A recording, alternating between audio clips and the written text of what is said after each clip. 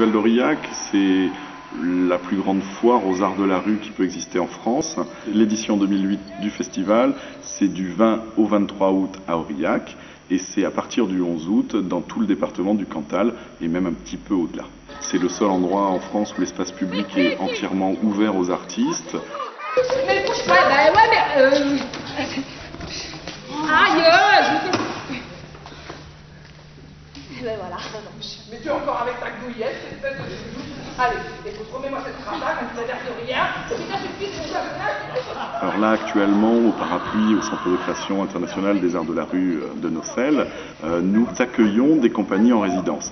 Le Parapluie est une usine à spectacle, pour résumer. Nous allons avoir ce soir la présentation du projet de la compagnie Carnage. Elle a travaillé 15 jours et elle va présenter au public aurillacois son travail. Ce qu'ils vont voir, et ce qu'ils voient très souvent sur les sorties de résidence, c'est pas forcément exactement ce qu'ils vont voir pendant le festival.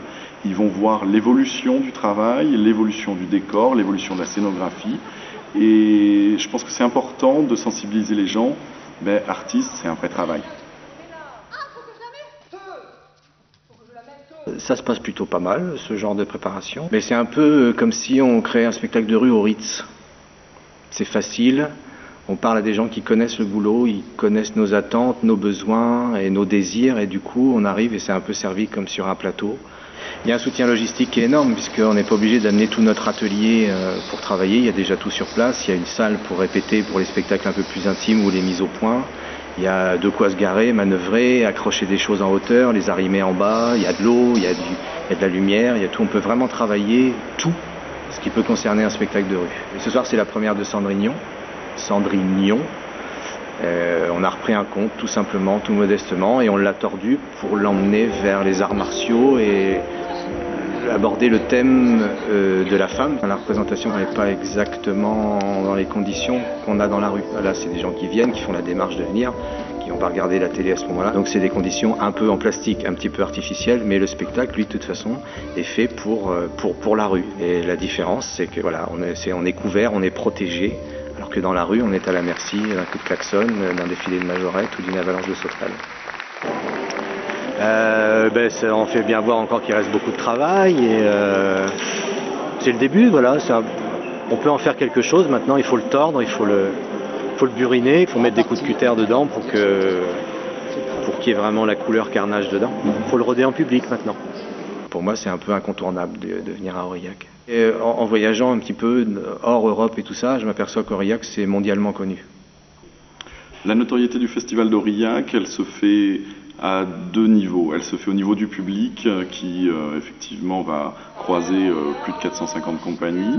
Elle se fait au niveau des professionnels qui vont venir acheter du monde entier des spectacles à Aurillac. C'est la plus grande vitrine internationale des arts de la rue.